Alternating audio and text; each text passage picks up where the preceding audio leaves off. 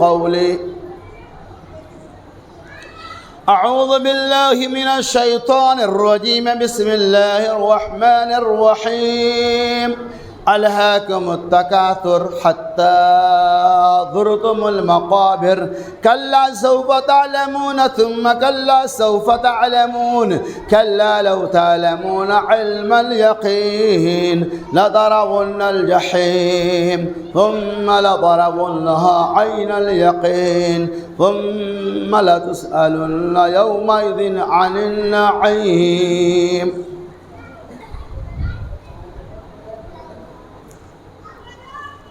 ہر قسم کی حمد و تعریف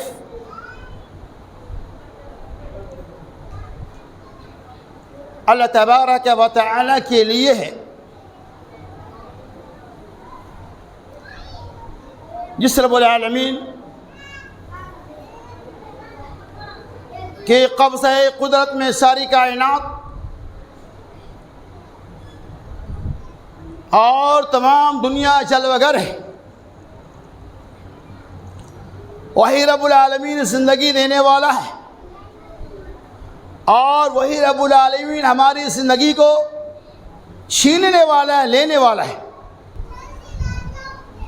مال و دولت کی طمع کی خاطر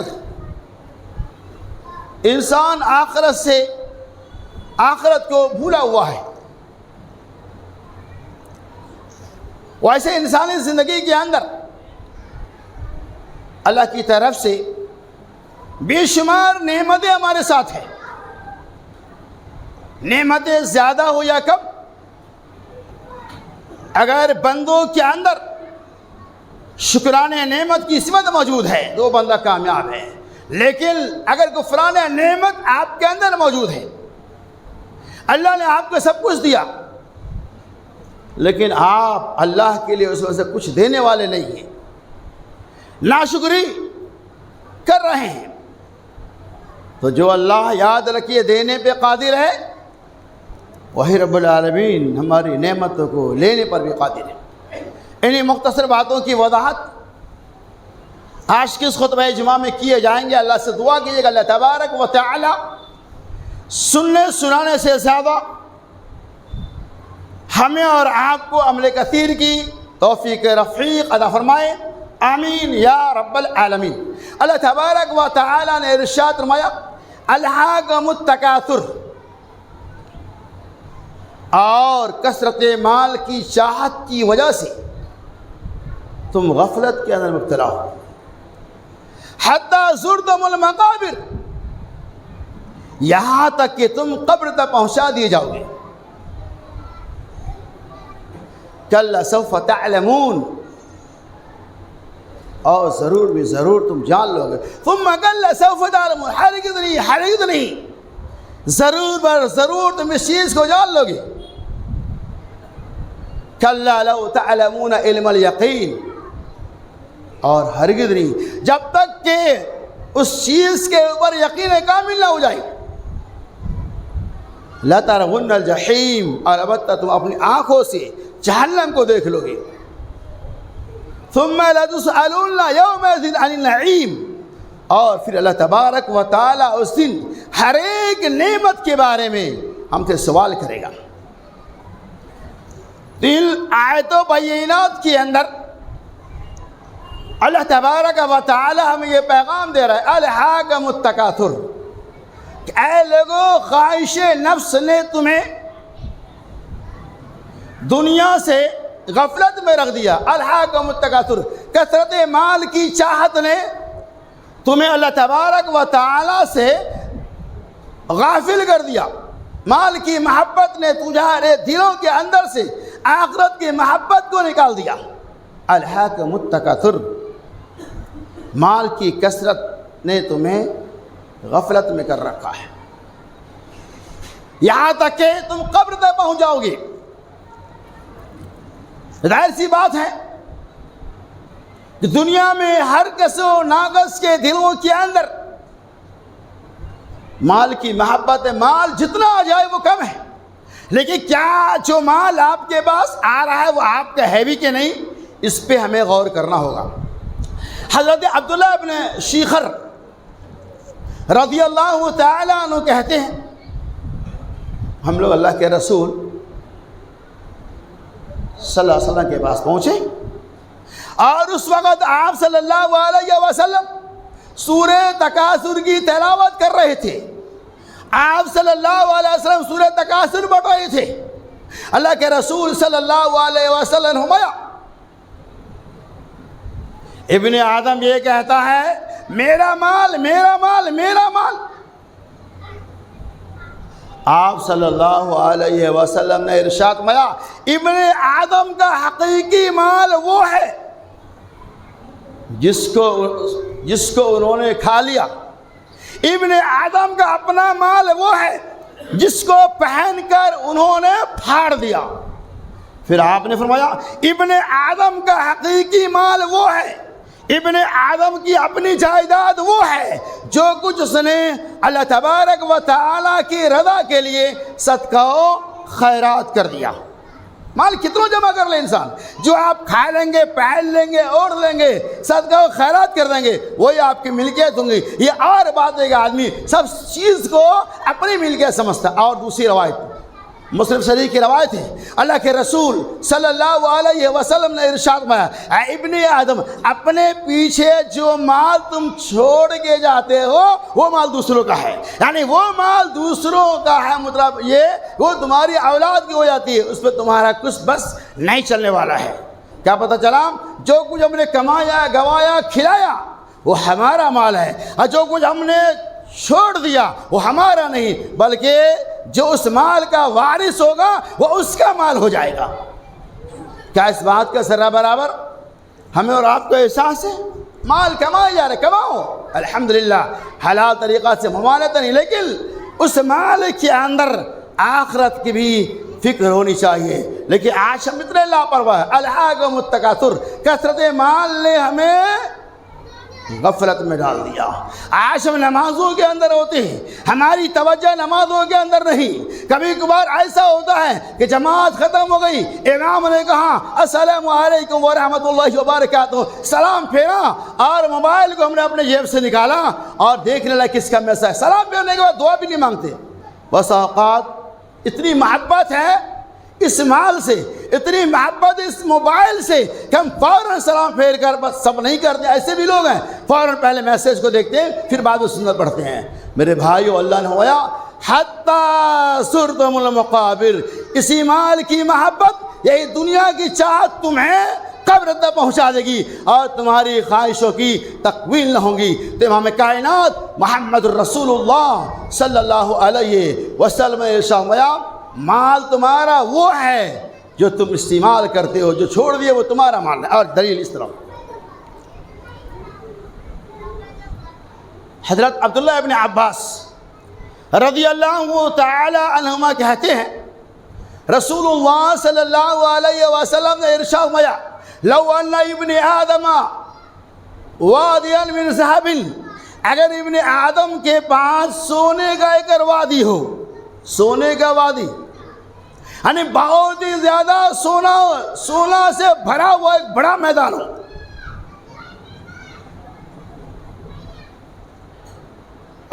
ابن آدم ذهب وادیا, ان کے پاس ایک وادی ہو. پھر آپ نے کیا فرمایا احب ان یکون وادیان, وہ بندہ اس بات کی تمنا کرے گا, اس کی اس بات کی خواہش ہوں گی کہ وادیان ان کے پاس اس طرح کی دو وادیاں ہو جائیں. اور پھر اللہ کے رسول صلی اللہ علیہ وسلم لن یملأ فاہ الا التراب, اور ان کی خواہش کو نہیں بھر سکتی ہے سوائے مٹی کے. یعنی انسانوں کی تمنا اتنی زیادہ ہے, اتنی زیادہ ہے, اس کو بھرنا ممکن ہی نہیں ہے. اور سنیے حدیث اللہ کے رسول صلی اللہ علیہ وسلم, حضرت ابو ہریرہ راوی حدیث ہے, امام ترمذی علیہ رحمہ اس روایت کو نقل کیا ہے کتاب الجنائز کے اندر. حضرت ابو ہریرہ رضی اللہ تعالی عنہ کہتے ہیں رسول اللہ صلی اللہ علیہ وسلم نے ارشاد فرمایا بوڑھا آدمی کا دل جوان ہوتا ہے. اب تعجب مبتلا ہوں گے, بوڑھے آدمی کا دل جوان ہوتا ہے دو چیزوں کے معاملہ میں, یعنی دو چیزوں کو وہ پسند کرتا ہے. وہ کون سی چیز ہے؟ طول الحیات و کثرت المال, آپ نے فرمایا بوڑھا جوان ہوتا ہے، بوڑھے کا دل جوان ہوتا ہے اور وہ دو چیزوں کو پسند کرتا ہے، لمبی زندگی، یعنی اللہ میری لمبی زندگی عطا فرمائے، اور نمبر 2 وہ کثرت المال، اور مال کی کثرت ہو جائے۔ آپ سے کیا فرمایا؟ 2 چیزوں کی خواہش بڑھ جاتی ہے، مال زیادہ سے زیادہ جمع ہو جائے اور میری زندگی لمبی سے لمبی ہو جائے۔ انسان کا نفس بوڑھا ہوتا ہے لیکن نہیں، وہ جوان ہی رہتا ہے، اور 2 چیزوں کی خواہشیں باقی رہتی ہیں۔ اور مزید اللہ کے رسول سرکار حبیب صلی اللہ علیہ وسلم نے فرمایا انسان بوڑھا ہو جاتا ہے لیکن اس کی 2 چیزیں جوان رہتی ہے، 2 چیزوں کی محبت اس کے اندر سے نہیں جاتی ہے، ایک ہے دنیا کی محبت، اور نمبر 2 وہ حرص المال، اور مال کی محبت۔ تو آقا مدنی محمد رسول اللہ سرکار حبیب صلی اللہ علیہ وسلم نے ارشاد فرمایا کہ یہ مثال آپ نے دیا کیوں؟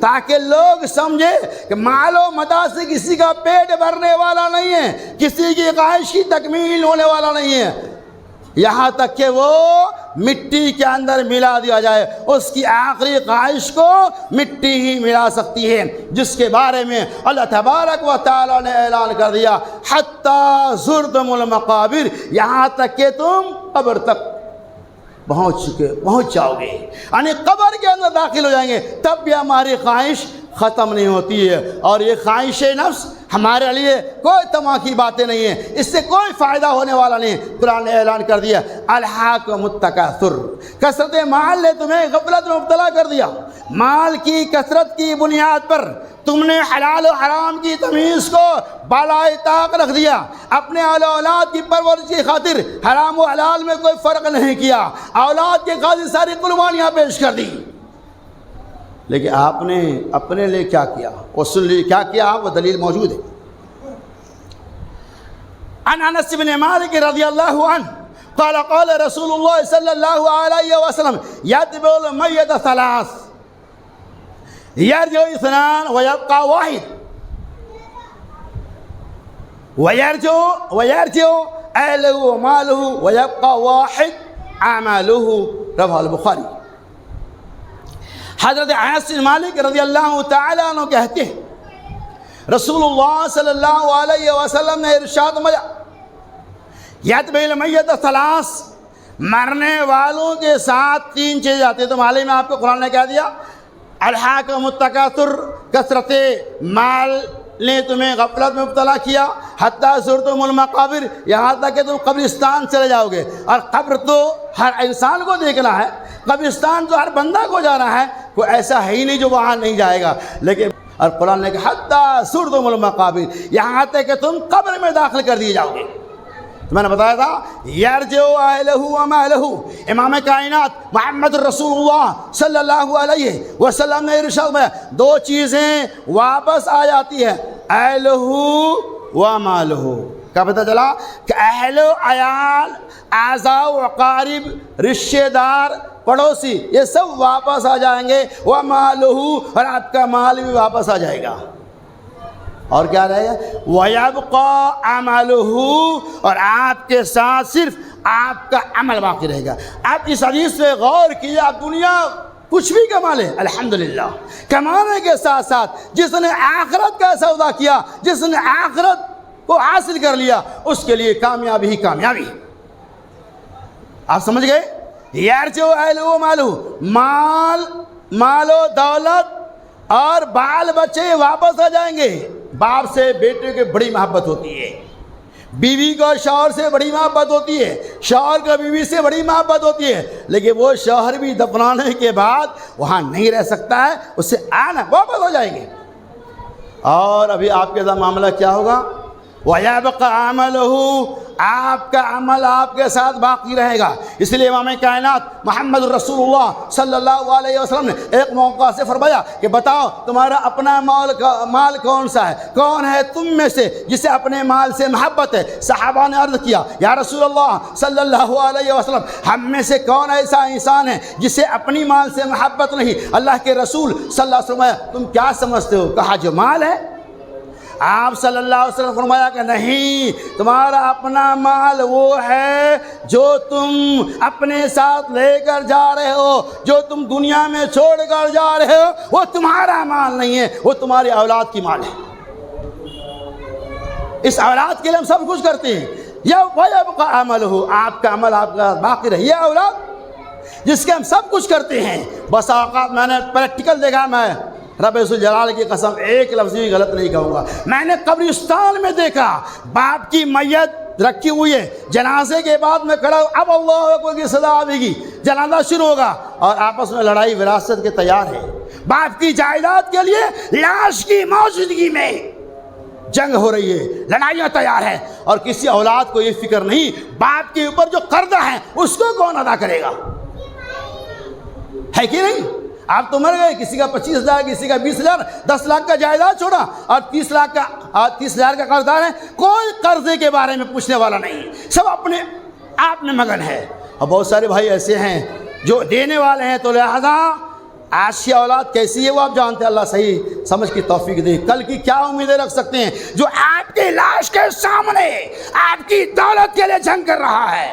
وہ اولاد کیا آپ کے نام پہ آپ کے مرنے کے بعد صدقہ کر سکتی ہے؟ آپ اندازہ لگائیے، کیا آپ کے زکوٰۃ آپ کے قرض کو ادا کر سکتی ہے؟ لہذا ہم جو قرض کرتے ہیں ہمیں اپنی زندگی میں اسے ادا کر لینا چاہیے، ورنہ پتہ نہیں میری اولاد کیسے نکلے گی۔ اس مال کے ذریعہ وہ دنیا کے رنگا رنگینی ماحول میں اپنے آپ کو ملوث کرے گا یا دیندار بنے گا، واللہ اعلم بالصواب۔ اس لیے ہر آدمی کی ذمہ داری ہے کہ آپ کا عمل آپ کے ساتھ جائے گا، آپ کا مال وہ ہے، آپ کی جائیداد وہ ہے جو آپ کے ساتھ جانے والی ہے۔ وَيَبْقَى عَمَلُهُ، مطلب یہ ہوا کہ آپ نے دنیا میں جو کچھ صدقہ و خیرات کر لیا، جو کوئی مساجد و مدارس میں لگا دیا، جو کہ یتیموں غریبوں پہ خرچ کر دیا، وہ آپ کا مال ہے، اور جو چھوڑ کر گئے وہ آپ کی اولاد کا مال ہے۔ اب اولاد اگر دیندار ہے تو الحمدللہ وہ آپ کے نام سے خرچ کریں گے، اور دیندار نہیں ہے تو پھر اللہ حافظ۔ تو ہر آدمی کی کوشش ہونی چاہیے اپنے طور پہ جس قدر ہو سکے اب اللہ کے راستے میں خرچ کرے۔ اللہ نے زیادہ دیا کم دیا ہے اس سے کوئی مطلب نہیں ہے، بس اخلاص قلب کے ساتھ آپ جو کچھ بھی خرچ کریں گے اللہ رب العالمین کے ہاں آپ کو اس کا بدلہ اور ثمرہ ملنے والا۔ کیوں نہیں ملے گا؟ قرآن نے کہہ دیا کہ اللہ تعالیٰ آپ سے ان تمام مال و جائیداد کے بارے میں سوال کرے، لَتُسْأَلُنَّ يَوْمَئِذٍ عَنِ النَّعِيمِ، اور اس دن اللہ تعالیٰ آپ سے ان تمام نعمتوں کے بارے میں سوال کیا جائے گا۔ آج اللہ کی نعمتیں ہمارے ساتھ ہیں، اللہ نے ہمیں مالدار بنایا، لیکن ہمیں نہیں معلوم کہ مالداری کس غریب کی دعاؤں کا نتیجہ ہے، یہ مالداری کس بہن اور بھائی کی دعاؤں کا نتیجہ ہے، یہ مالداری کس پڑوسی کی دعاؤں کا ثمرہ ہے۔ اللہ تبارک و تعالیٰ ہی جانتا ہے، اللہ جسے چاہے مالدار کرے، لیکن مالداری کے باوجود بھی آپ بخالت کریں گے، کنجوسی کریں گے، اس کا کتنا بھیانک انجام ہے، اس واقعہ کے اندر وہ چیزیں موجود ہیں۔ اللہ تعالیٰ نے قرآن مجید کے اندر 29ویں بارے میں سورہ قلم کے نام سے ایک سورہ ہے، اس سورہ کے 19ویں آیت سے شروع کیا اللہ تعالیٰ اس واقعہ کو۔ اس واقعہ کا نام اصحاب الجنہ، یعنی باغ والے آدمی کا واقعہ۔ وہ اصحاب الجنہ ہے کیا؟ بالاختصار میں بتا رہا ہوں۔ اصحاب الجنہ باغ والے کا واقعہ ہوا، یہ ایک شخص تھا جسے اللہ تبارک و تعالیٰ نے کھجور وغیرہ کے باغات فرمائے تھے، اور وہ بندہ بڑا اچھا تھا، بڑھیا تھا، اہل کتاب سے اس کا تعلق تھا۔ بعض لوگوں نے کہا کہ وہ بندہ حبش کے رہنے والے تھے، بعض لوگوں نے کہا وہ بندہ صنعا کے رہنے والے میں تھے، بعض لوگوں نے کہا قرب و جوار کے ملک تھے۔ بہرحال ان کی ایک عادت تھی، جب غلہ کاٹنے کا سمے ہوتا، وقت آتا، تو اسے انگور کے اندر سے صدقہ و خیرات میں نکالتے، اور فقراء یتیم مساکین پہنچتا تو انہیں بھی دے دیا کرتے تھے، لانے کے بعد تقسیم کرتے، اپنے اولاد کے خورد و نوش کے لیے رکھ لیتے، اور جو کچھ نفع ہوتا اسے غربا پہ، یتیموں پہ، مسکینوں پہ صدقہ و خیرات کر دیا کرتے۔ یہ معمول تھا ان کا۔ قرآن نے پورا واقعہ بیان کیا گیا ہے، اتفاق سے اس کا انتقال ہو گیا۔ قرآن نے کہا حتیٰ زرتم المقابر، یہاں تک کہ تم قبرستان پہنچا دیے جاؤ گے۔ اس آدمی کا انتقال ہو گیا انتقال، جائیداد تو موجود ہے، ان کے بھائیوں نے کیا پلاننگیں بنائی میں یہ بتانا چاہ رہا ہوں. دیکھو اس واقعہ کے اندر اللہ تعالیٰ ہمیں اور آپ کو کیا پیغام دیتا. ہم بولتے ہیں نا غریب ہے, کوئی بات ہے, جو ہے وہ اللہ کے لیے, اللہ کا ہی ہے. اللہ پہلے دیتا ہے تب لیتا ہے, اللہ پہلے لیتا ہے تب دیتا نہیں ہے. اللہ دے گا تب لے گا, یہ اللہ کا ایک قانون ہے. آپ اگر مالدار ہیں تو آپ کو زکوٰۃ دینا ہے, مالدار نہیں ہے نہیں دینا ہے. ہے ہی نہیں تو کہاں سے آپ دیں گے؟ آپ خود فقیر ہیں, کہاں سے دیں گے؟ ہے تو آپ کو دینا. بہرحال انتقال ہو گیا. ان کے بھائیوں نے اپنے والد کے انتقال کے بعد پلاننگ بنایا. نعوذ باللہ من ذالک. کیا پلاننگ بنایا؟ اللہ رحم کرے. رات کی تاریکی میں بھائیوں نے بیٹھک کیا. مگر کہا میرا باپ تو بڑا بے وقوف تھا, وہ خود محنت کر کے لاتا تھا اور غربا میں یتیموں میں تقسیم کر دیتا تھا, اس کی کیا ضرورت ہے؟ اور ان بھائیوں نے قسم کھا کے کہا, قسم اللہ کی ہم ایسا نہیں کریں گے. ہم لوگ کیا کریں گے؟ خود سے جائیں گے رات کی تاریکی میں اور اپنے غلہ وغیرہ کو کاٹ کے لے آئیں گے. پلاننگ بنا لیے, رات میں پلاننگ ہو رہی ہے کہ ہم صبح جلدی پہنچیں گے تاکہ ہمارے کھیت میں کوئی غریب اور بھکاری نہ پہنچے. یہ پلاننگ بنا لیا اور کہا چپکے سے بات. قرآن نے کہا انہوں نے سرگوشی کیا تاکہ کوئی فقیر کوئی محتاج آدمی سن نہ لے. بس رات میں تیاری کر لیا. ارے کوئی نہیں سن رہا ہے تو کیا ہوا؟ پڑوسی نہیں سن رہی تو کیا ہوا؟ اللہ تو سن, اللہ نے سن لیا ان کے پلاننگ کو. کیا کیا اللہ نے سن, کہا ٹھیک ہے پلان بناؤ. پلان بنا لیا. بس صبح سے پہلے ہی بھائیوں کا پھاوڑا ہتھیار وغیرہ لے کر نکل گئے کھیت کی طرف. اللہ تبارک و تعالیٰ نے کیا کیا اس کھیت کو سنا, قرآن نے واقعہ بیان کیا. اللہ تبارک و تعالیٰ نے اس کھیت کو جلا دیا.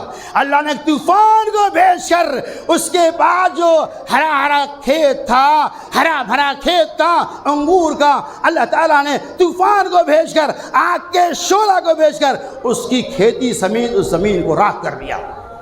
اور یہ لوگ کر چلو جلدی چلو, صبح ہو جائے گی تو غربا لوگ آئیں گے, اسے دینا پڑے گا. ہمیں دینے کی ضرورت نہیں, میرا باپ تو بے وقوف تھا, وہ بانٹے پھرتا تھا. ہم لوگ عقل مند ہے, کسی کو دینے کی کوئی ضرورت نہیں ہے, لے آئیں گے.